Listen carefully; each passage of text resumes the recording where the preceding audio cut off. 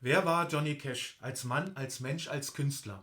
Diese Frage beschäftigt mich. In meiner Videoreihe Memories of Johnny versuche ich nach und nach Antworten darauf zu finden. In der heutigen Folge geht es um das letzte Kapitel in seiner fast 50-jährigen Karriere mit den legendären Aufnahmen für American Recordings.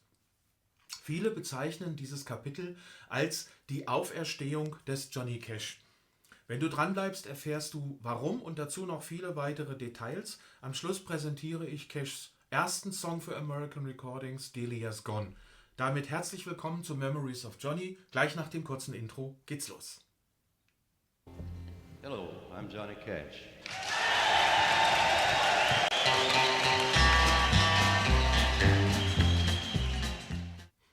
Im Dezember 1992 war Johnny Cash am Tiefpunkt seiner Karriere angekommen. Kein Plattenvertrag, keine Verkaufserfolge, nur noch wenige Konzertbesucher und eine ganze Reihe gesundheitlicher Probleme.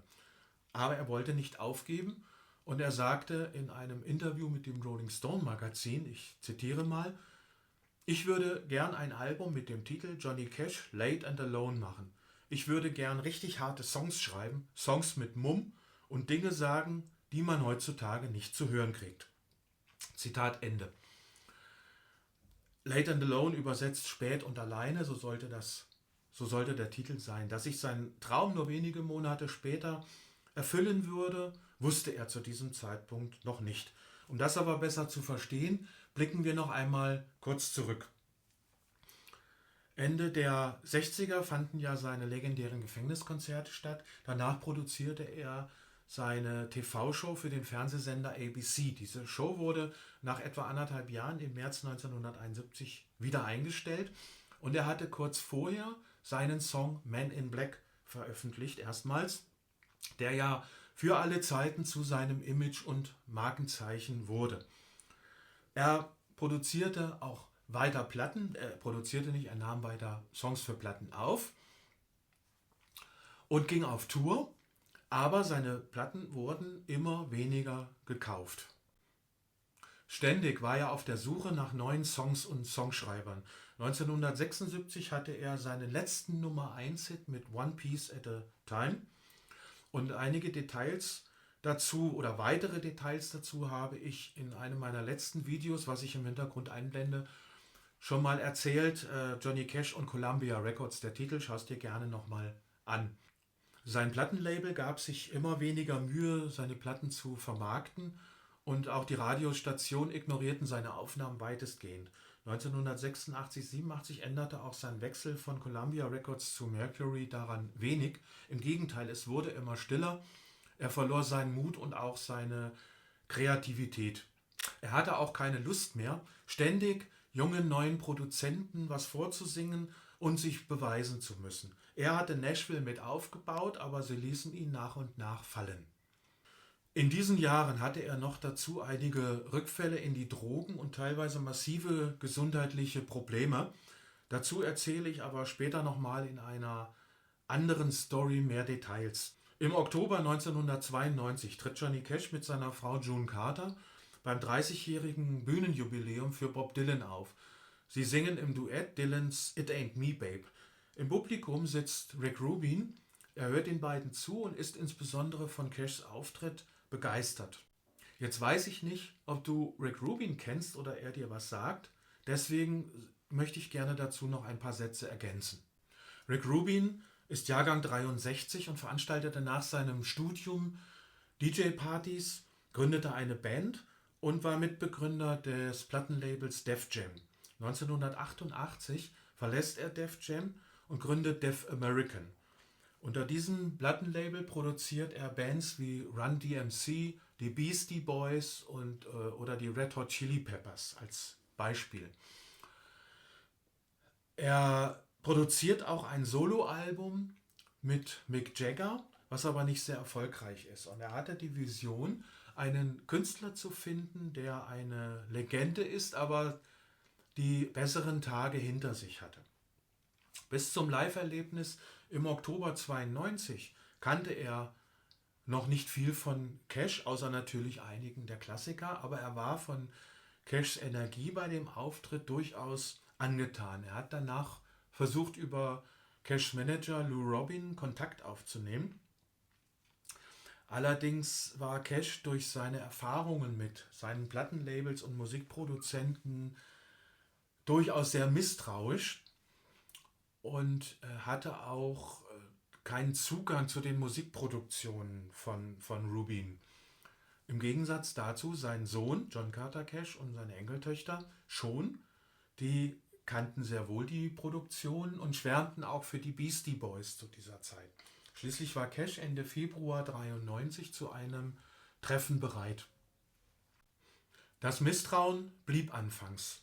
Cash sah einen knapp 30-jährigen Mann mit zotteligen Haaren, einem Bart bis zum Bauchnabel und einer Kutte. Franz Dobler beschreibt Rubin in seiner Cash-Biografie als Heavy-Metal-Variante vom Räuber Hotzenplotz. Rubin besuchte danach noch mehrere Cash-Konzerte und in den folgenden Gesprächen lernten sie sich besser kennen. Sie haben festgestellt, dass ihre Ansichten sich im Gegensatz zu ihrem Musikgeschmack weitgehend deckten und fassten schließlich nach und nach Vertrauen zueinander. Der entscheidende Moment kam aber für Cash, als er Rubin fragt, was würdest du mit mir machen? Und Rubin sagt, tu das, was sich für dich richtig anfühlt. Nimm nur deine Gitarre und sing die Songs, die du singen willst. Rubin ging es nicht um den Gewinn, es ging ihm um die Musik und es ging ihm um seine Vision, sein Konzept. Nur Johnny Cash. Cash hatte plötzlich das gleiche Gefühl wie damals 1955, als bei Sun Records alles angefangen hat. Auch Sam Phillips hatte ihm viele kreative Freiheiten gelassen und die Chance, sich zu entwickeln und seine Kreativität auszuleben. Cash unterschrieb schließlich einen Vertrag bei dem Plattenlabel, was inzwischen von Def American zu American Recordings umbenannt war. Cash und Rubin trafen sich im Mai 1993 in Rubins Wohnung. Es gab dort ein paar Mikrofone und ein Aufnahmegerät. Sie haben in 4 Tagen etwa 110 bis 120 Songs aufgenommen. Cash nur in Begleitung seiner Gitarre. Das sollten eigentlich ursprünglich Probeaufnahmen sein und bleiben, um auch einen Pool zu haben, aus dem man dann die Songs für ein erstes Album auswählen konnte. Sie haben später noch weitere Probeaufnahmen gemacht und Musiker hinzugezogen. Weitere Musiker haben sich dann aber doch schließlich entschieden, nur die ersten Aufnahmen Cash Solo mit Gitarre für das erste Album zu verwenden. 13 Titel haben es auf das Album geschafft. Darunter befinden sich auch 2 Live-Aufnahmen, die im Dezember 1993 vor Veröffentlichung des Albums im Club Viper Room von Johnny Depp entstanden sind. Das Konzept ging auf, es gab wieder Lob, positive Kritiken und einen Grammy für das beste Folkalbum. Außerdem wurde Cash damit bei einem völlig neuen jungen Publikum bekannt und behielt gleichzeitig die meisten seiner älteren Fans. Ende der 80er, Anfang der 90er wurde er totgesagt und fallen gelassen. Jetzt war er zurück und die Aufbruchsstimmung war dieselbe wie damals 1955 mit dem Folsom Prison Blues. Nur zu Recht kann man von einer wirklichen Auferstehung sprechen. Cash sagte in einem Interview später, ich zitiere mal, ich glaube, ich bin stolzer darauf als auf irgendetwas anderes in meinem Leben. So bin ich. Was auch immer ich als Künstler anbieten kann, hier finden Sie's. Zitat Ende. Damit komme ich zum Song Delia's Gone, also Delia ist gegangen. Der Song basiert auf einer wahren Geschichte. Und zwar wurde im Dezember 1900 eine junge Frau namens Delia Green im Alter von 14 Jahren ermordet. Und wie viele Verbrechen und Schicksale zu dieser Zeit wurde auch diese Geschichte in zahlreichen Folksongs besungen. Cash nahm eine frühe Version bereits 1962 für sein Album The Sound of Johnny Cash auf. Das Album steht auch hier bei mir hinten im Hintergrund.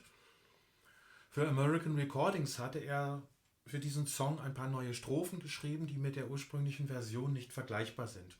In seiner Version fesselt er Delia an einen Stuhl, erschießt sie und büßt seine Tat schließlich im Gefängnis, verfolgt von Delias Fußschritten, die er ständig um sein Bett herum hört. Cash schrieb, dass er sich für diese neuen Strophen in die gleiche Stimmung reinversetzte wie Anfang der 50er, als er damals den Folsom Prison Blues schrieb. Und aus dieser Stimmung heraus entstand ja eine der berühmtesten Zeilen der Musikgeschichte: I shot a man in Reno just to watch him die. Also ich erschoss einen Mann in Reno, nur um ihn sterben zu sehen. Jetzt zum Song. So klingt Delia's Gone.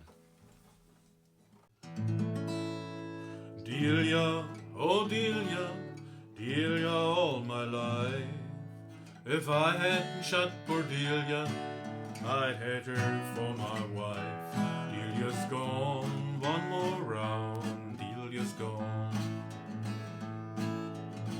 I went up to Memphis, and I met Delia there.